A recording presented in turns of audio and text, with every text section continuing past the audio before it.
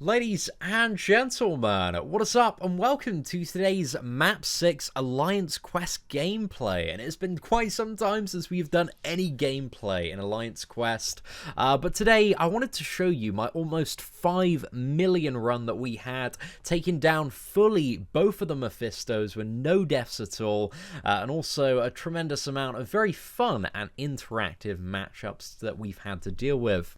Now, first up, we've got everybody's favourite fun and interactive node, Thorns. You got to take a bit of damage. Why? Because the node says so, ladies and gentlemen. So whenever we attack the opponent, we're going to deal 15% of his attack directly into our Captain America Infinity War's health pool. So what are we trying to do here? We're trying to parry and spam heavy attacks so we minimise the amount of hits we're dealing while also maximising the amount of damage we're dealing. And this works very, very well as well because of the Pacify Mastery, which is reducing ability accuracy reduction, which means on some hits we're not even taking some of that very, very fun and interactive damage there. We get a bit of an occasional blessing, and ideally here we are praying to the gods of Captain America Infinity War that we can just end the suffering of Thorns right now and get a magical special 2 crit so we can just end this matchup. But unfortunately, Kabam Michael did not bless us this time, and we just have to finish this matchup here. But he's pretty much dead after one special 2.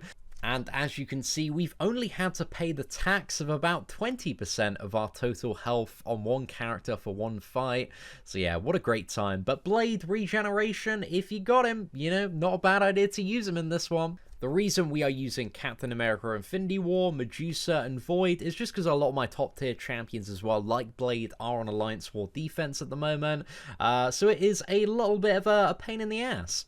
However, in today's video, we're going to show you that all you need is one thick ginger at rank 5 and a couple of rank 4 science lads to really get through this complete shambles that is the revamped Alliance Quest Map 6. Now, to continue the theme of very fun and interactive damage and also not having a 5 or 6 star Gladiator Hulk, we have a wonderful Starburst node here, which we take more damage the longer the fight goes on, relating to the health pool of the opponent. So as Moon Knight goes down, that fun and interactive damage just goes up and up and up. What a great time. Cheeky little dodge of the heavy attack there, and on Moon Knight, the strategy, the plan, we want to get into Special 2. Moon Knight Special 1, it's clunky, it's a pain in the ass, nobody wants to play around it, so we're trying to bait out as many Special 2s as possible so we can get more and more openings here. But I see an opportunity to go in for the kill, slam down a Special 2, and Medusa cleans up that matchup very, very nicely. Now, on the next matchup, there's actually a bit of an interesting opportunity, because instead of fun and interactive, that's actually quite a good node which you can take a little bit of advantage of, which is the Aspect of Nightmares node.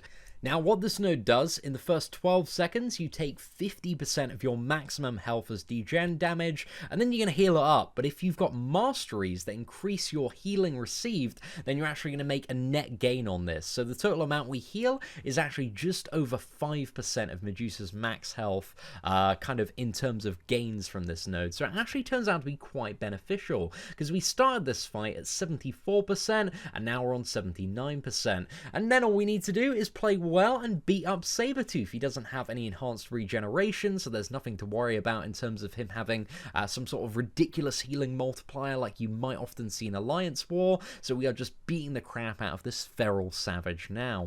When it comes to fighting Sabretooth, I always like to play it pretty safe and try and bait out the Special 1, just because the timing is fairly easy in terms of like the leap forward and double swipe there. So yeah, it's a fairly predictable one to play around, and Sabretooth, he's pretty straightforward for the most part once you've fought a few of them. Now that the first 3 fights are dealt with, it is up to your man here to bring in Void and get the Mephisto down. So a little bit of time lapses between, you know, all of these clips, the nodes go down, and we flush into Mephisto.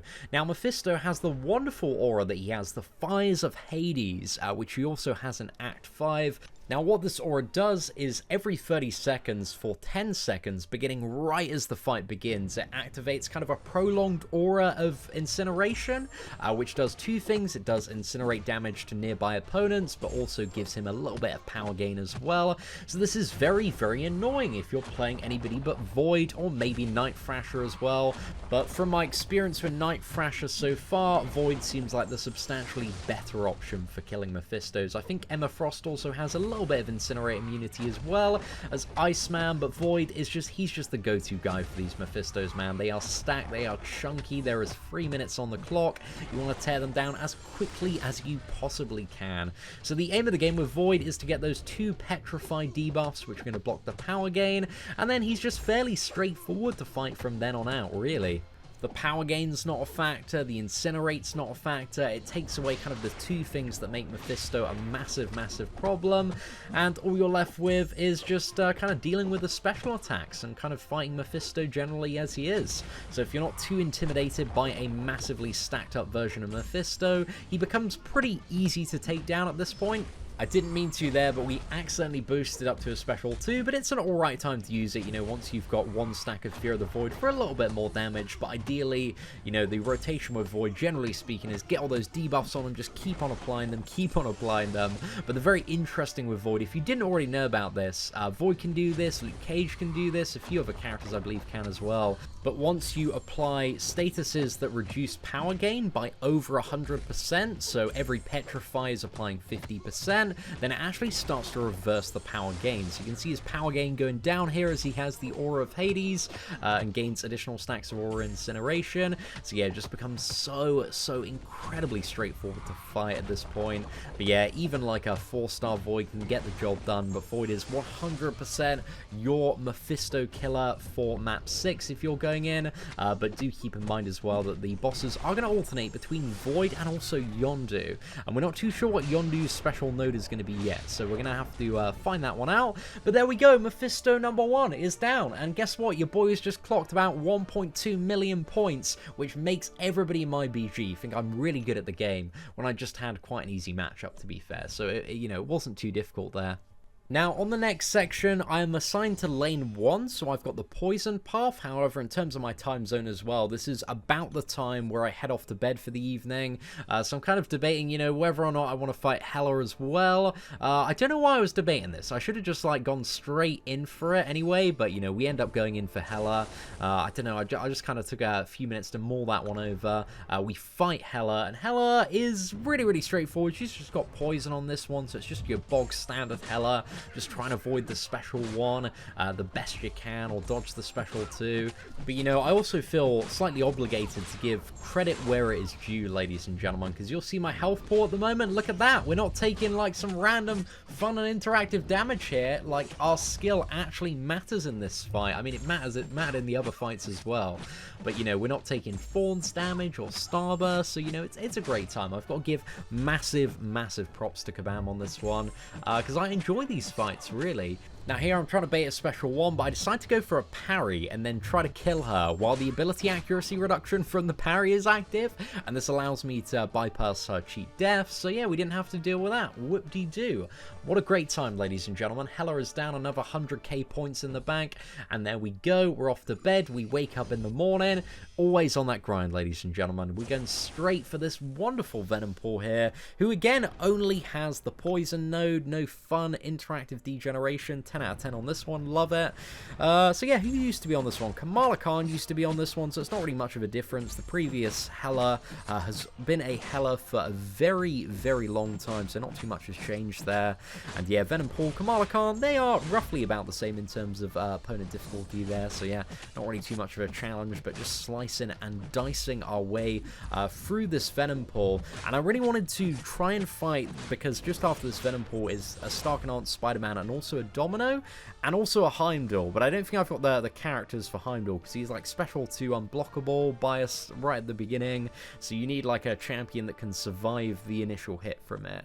But I wanted to test out today, because, you know, my champions are fairly stacked, but unfortunately, one of my Alliance members, as you can see, is engaged Starkanaut Spider-Man, and also got the Heimdall down right after. So yeah, we missed out on that one, unfortunately. So going straight to Mephisto now. The last node had gone down, so we've got Fires of Hades. This one is a little bit more stacked just in terms of base stats, but in comparison to the first Mephisto, it's pretty much the same encounter. So there's not really a huge amount to worry about there. It's just kind of getting the fight under control, and getting those stacks of Petrify right at the beginning is definitely the most important part, and here we did not have the luck that we had last time with, you know, that the first 2 debuffs on the first Mephisto were like Petrify, it was sorted. So you can see we're having to deal with the rather ridiculous power gain at the start, which definitely makes Blade, and also the Incinerate damage, man, makes Blade a little bit more of a tricky option to pull off on this Mephisto. You know, it's totally possible to do so if you do have the skills, but Void, you know, why not, man? It's just a much easier option to deal with the Mephistos, because he is just such a superior counter. But now we've got 2 stacks of Petrify up and Fear of the Void. The first one, they're all about to merge into it and grant us the attack bonus as well, which is very nice.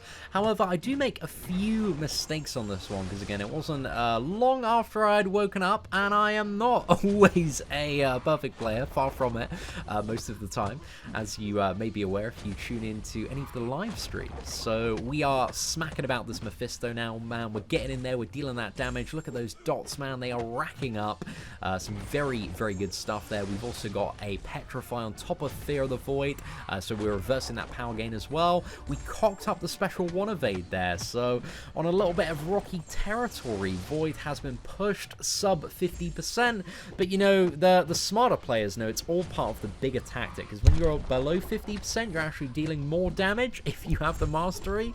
So that's the excuse that I'm going to fall on today. Completely block out the regeneration. Again, Fear of the Void is just the most magical status effect in the entire universe, so massive fan of that one.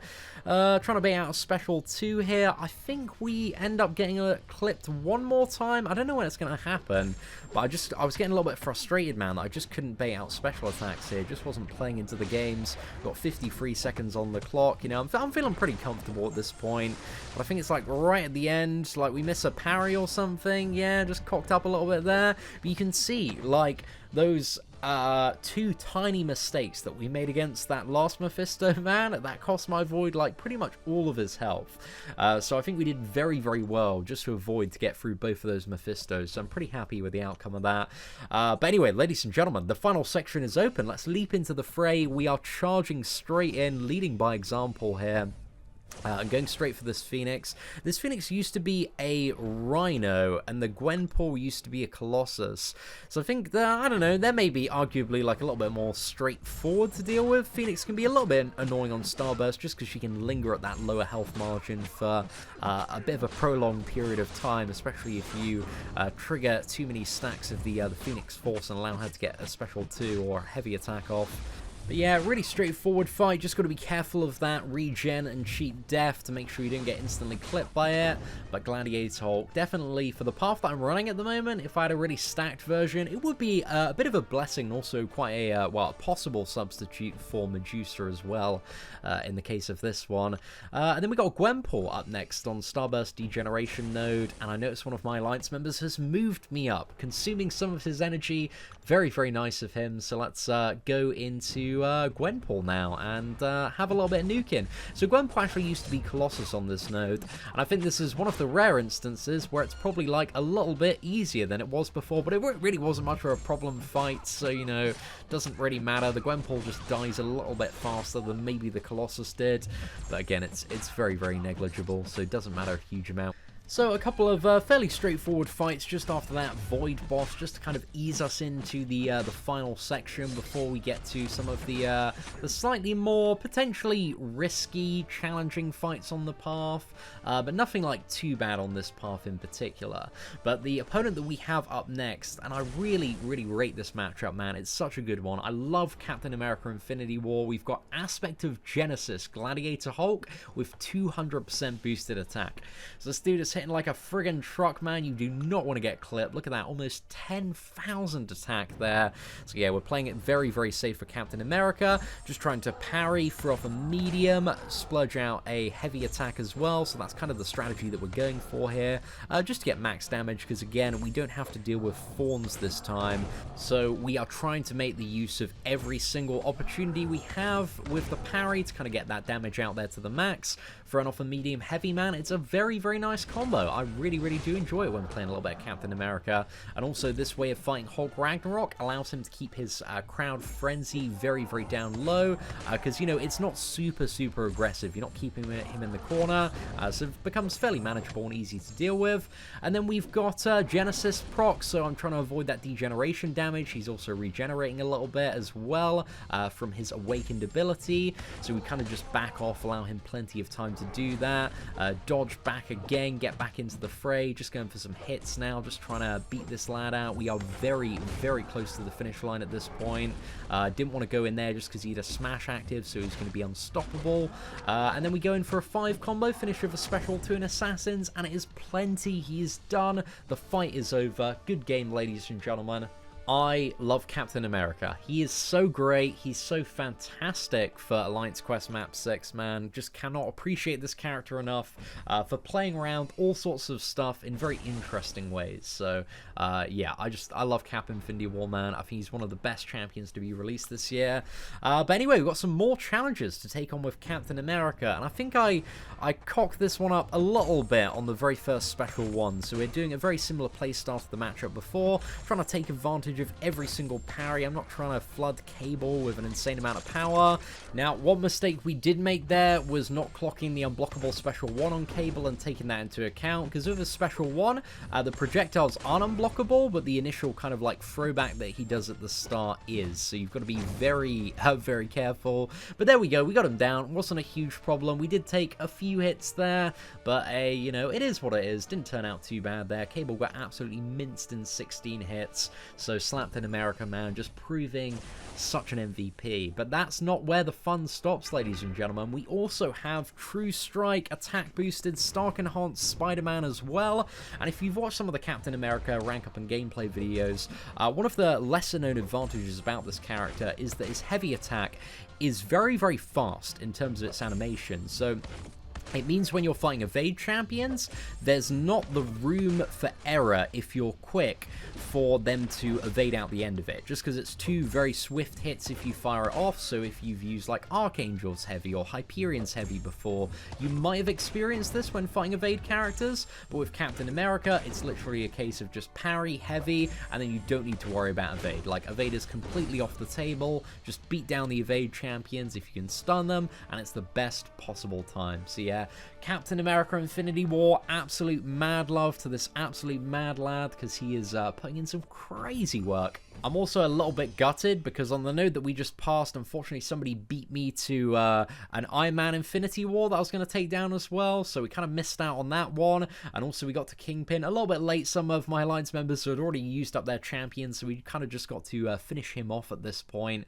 In terms of characters as well, like, none of them really work or have any big advantages against Kingpin, so we're just kind of looking for the character that was going to deal the most damage, which of course was going to be Medusa. If we're just hammering in that raw damage there, about to push him to Assassin's range as well. But for this Kingpin final boss, the essential strategy, as you all probably know at this point fighting Kingpin, is bait the special 1, easy game, easy life. So that is exactly what we're trying to do here, but I'm also baiting another special 1 just so we can get 3 Furies, going in for a 5 combo, 3 Fury special 2, we slap that down. I know against Kingpin with his shrug off mechanic, I wasn't going to be able to get armor shatter as well, in case you were wondering, because, you know, 50% chance to shrug off. So yeah, I'm just using the special 2s at this point. I kind of hoped that it wouldn't stun on the first one, but it did. But hey, you know, it just doesn't really matter too much for the most part. And there we go, Kingpin is in that glorious 4%, 3%, he's about to go down. We got tons of overkill potentially with the special 2, but that big old blubbery boy drops. So that is it for the full map 6 run, ladies and gentlemen. The end result, because we got boss killing left, right, and center, was that we came out on top in terms of the points. Captain America, Void, Medusa, they all did great work. So hopefully you enjoyed today's video. If you did, feel free to smash that like button, ladies and gentlemen. Share it with your alliance. I don't know if it's helpful to them or not, but aside from that, thank you very much for watching. Take care, and I hope that you have an absolutely fantastic day.